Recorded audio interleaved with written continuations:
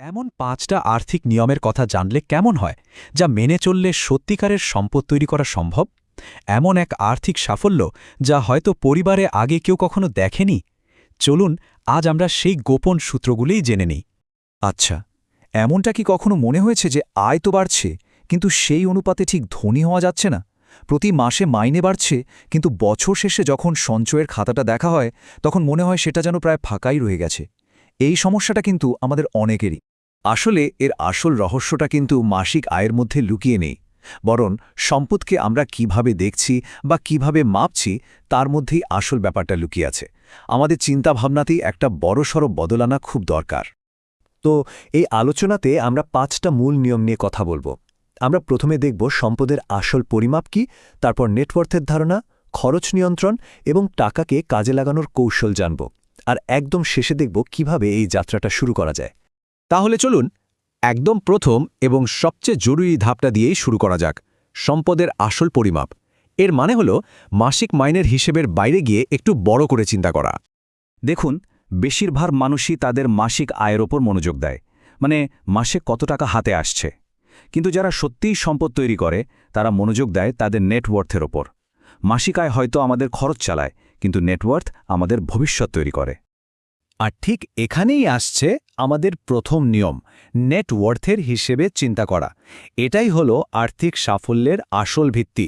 আজ থেকে মাসে কত আয় হয় এই প্রশ্নটা ভুলে গিয়ে ভাবতে শুরু করতে হবে আমার নেটওয়ার্থ কত। এখন প্রশ্ন আসতেই পারে, এই নেটওয়ার্থ জিনিসটা কি? খুব সহজ একটা সূত্র আছে। মোট যা সম্পদ বা অ্যাসেট আছে তার থেকে মোট যা দেনা বা লায়াবিলিটিস আছে সেটা বাদ দিলেই যা থাকে সেটাই হলো নেটওয়ার্থ। আমাদের লক্ষ্য হওয়া উচিত প্রতি বছর এই নেটওয়ার্থকে বাড়িয়ে তোলা। তাহলে সম্পদ বা অ্যাসেট কি? সহজ ভাষায়, যে জিনিসগুলোর আর্থিক মূল্য আছে এবং যা সময়ের সাথে সাথে বাড়ে সেগুলোই হলো অ্যাসেট। যেমন ধরুন, জমি বা বাড়ি, স্টক মার্কেটে বিনিয়োগ, সোনা বা রূপো, এমনকি গোল্ড ইটিএফের মতো ডিজিটাল বিনিয়োগও এর মধ্যে পড়ে। এই জিনিসগুলোই সম্পদ বাড়াতে সাহায্য করে। আর দেনা বা লায়াবিলিটিস হলো তার ঠিক উল্টোটা। এগুলো আমাদের নেটওয়ার্থ কমিয়ে দেয়, যেমন পার্সোনাল লোন, নতুন ফোন বা গাড়ির জন্য করা ইএমআই বা ক্রেডিট কার্ডের জমে থাকা ঋণ। এই জিনিসগুলোর দাম সময়ের সাথে সাথে কমে যায়, তাই এগুলোর জন্য নেওয়া লোন আসলে আমাদের সম্পদকে নষ্ট করে। এই কথাটা একদম মনের মধ্যে গেঁথে নিন। মাসিক আয় শুধু খরচ চালানোর জন্য, আসল সম্পদ তৈরি হয় নেটওয়ার্থ দিয়ে। ভেবে দেখুন, ইলন মাস্ক বা মুকেশ আম্বানির মতো ধনী ব্যক্তিরা তাদের মাসিক আয়ের জন্য ধনী নন। তারা ধনী কারণ তাদের কাছে থাকা কোম্পানির শেয়ারের মতো অ্যাসেটের মূল্য বিশাল। এবার আসা যাক আমাদের দ্বিতীয় এবং তৃতীয় নিয়মে। এগুলোকে বলা যেতে পারে আমাদের ফিন্যান্সিয়াল ডিফেন্স বা আর্থিক প্রতিরক্ষা। এই নিয়মগুলো আমাদের কষ্ট করে উপার্জন করা টাকাকে রক্ষা করতে আর আমাদের ভিত্তিটাকে মজবুত করতে সাহায্য করবে। নিয়ম নম্বর ২, আয় বাড়লেও নিজের জীবনযাত্রার মানটা আয়ের থেকে কম রাখা। দেখুন, বেশিরভাগ মানুষের ক্ষেত্রে কি হয়, আয় বাড়ার সাথে সাথে খরচও বেড়ে যায়। আরও দামি ফোন, আরও দামি জামাকাপড়, বড় গাড়ি। একেই বলে লাইফস্টাইল ইনফ্লেশন। কিন্তু যদি আয় বাড়ার পরেও খরচটা একই রাখা যায়, তাহলে ওই বাড়তি টাকাটা বিনিয়োগ করার সুযোগ তৈরি হয়, যা আমাদের নেটওয়ার্থকে বাড়িয়ে তোলে। আর ৩ নম্বর নিয়মটা হলো ভালো লোন আর খারাপ লোনের মধ্যে পার্থক্যটা বোঝা। সব লোনই কিন্তু খারাপ না। যে লোন এমন কিছু কেনার জন্য নেওয়া হয় যার দাম ভবিষ্যতে বাড়বে, যেমন ধরুন জমি বা বাড়ির জন্য হোম লোন, সেটা হলো স্মার্ট লোন। আর যে লোন এমন জিনিসের জন্য নেওয়া হয় যার দাম ভবিষ্যতে কমবে, যেমন গাড়ি বা ফোনের লোন, সেটা হলো খারাপ লোন। এই খারাপ লোনগুলো এড়িয়ে চলতে হবে। ডিফেন্সের কথা তো হলো, এবার একটু অ্যাটাকের পালা। আমাদের চতুর্থ এবং পঞ্চম নিয়ম শেখাবে কিভাবে সক্রিয়ভাবে টাকাকে বাড়িয়ে তোলা যায়। চলুন দেখে নিই আমাদের আর্থিক আক্রমণের কৌশলটা কেমন হবে। নিয়ম নম্বর ৪, টাকাকে কখনোই অলসভাবে ফেলে রাখা যাবে না। আমাদের ব্যাংক অ্যাকাউন্টে শূন্যে পড়ে থাকা টাকা কিন্তু আসলে তার মূল্য হারাচ্ছে।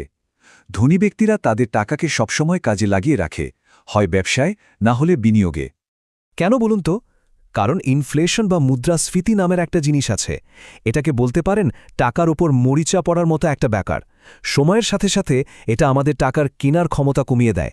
একবার ভাবুন তো, ৫ বছর আগে ম্যাকডোনাল্ডসের একটা বার্গারের দাম কত ছিল আর আজ কত? বার্গারটা কিন্তু একই আছে, শুধু আমাদের টাকার মূল্য কমে গেছে। তাই টাকাকে বিনিয়োগ করে ইনফ্লেশনকে হারাতেই হবে। আর আমাদের শেষ এবং সম্ভবত সবচেয়ে শক্তিশালী নিয়ম হল পে ইয়োরসেলফ ফার্স্ট, মানে সবার আগে নিজেকে অর্থ দেওয়া। এর মানে কি? এর মানে হল আয় হাতে আসার সাথে সাথেই বাড়ি ভাড়া বা অন্য বিল মেটানোর আগে তার অন্তত 10% বা তার বেশি বিনিয়োগের জন্য সরিয়ে রাখা, তারপর বাকি টাকা দিয়ে সব খরচ চালানো। এতে বিনিয়োগ করাটা নিশ্চিত হয় এবং আমাদের নেটওয়ার্থ সময়ের সাথে সাথে বাড়তেই থাকে। তো আমরা 5টা খুব শক্তিশালী নিয়ম সম্পর্কে জানলাম। এখন এগুলোকে বাস্তবে কাজে লাগানোর পালা। সম্পদ তৈরির পথ এখান থেকেই শুরু হচ্ছে। চলুন শেষবার নিয়মগুলো একবার ঝালিয়ে নেওয়া যাক। 1. মাসিক আয়ের বদলে নেটওয়ার্থের হিসেবে ভাবা। 2. আয় বাড়লেও খরচ নিয়ন্ত্রণে রাখা। 3. স্মার্ট লোন নেওয়া, খারাপ লোন এড়িয়ে চলা।